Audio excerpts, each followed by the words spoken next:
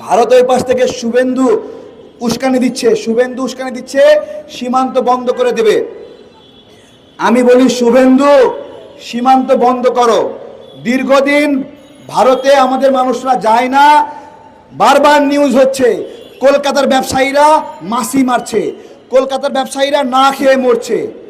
এখন বলেন শুভেন্দুর বিচার আমি করব নাকি কলকাতাবাসী করবে?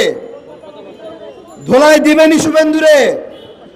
আপনারা খুব আশ্চর্য হবেন না, শুভেন্দুরে গণধোলাই দেবে কলকাতাবাসী খুব তাড়াতাড়ি। অলরেডি তৃণমূল বলেছে যে শুভেন্দুকে তৃণমূল কংগ্রেস প্রতিহত করবে যদি সীমান্ত বন্ধ করতে চায়। আপনারা যদি সীমান্ত বন্ধই করেন, এইখানে সবাই একসঙ্গে আমরা কি বলবো? আলহামদুলিল্লাহ। কি বলবো? আলহামদুলিল্লাহ। কারণ ওই সীমান্ত দিয়ে মাদক দিয়ে ইয়াবা দিয়ে আমাদের যুব সমাজকে ধ্বংস করা হয়।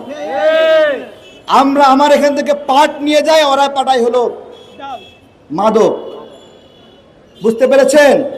তো আমরা এই যে সাইফুল ইসলামের জন্য জাস্টিস, আমাদের ভাইয়ের জন্য জাস্টিস, এইটা আমরা অব্যাহত রাখব। আগামীকালকে একই সময়ে জাতীয় প্রেস ক্লাব থেকে মৌন মিছিল অনুষ্ঠিত হবে। মৌন মিছিল আমরা মশাল বানিয়েছিলাম, কিন্তু আমাদের ভিতরের রাগ এবং ক্ষোভকে প্রশমিত করে মশাল ছড়িয়ে আমরা মোমবাতি জ্বালিয়েছি। আমরা উগ্রতাকে প্রশ্রয় দিব না।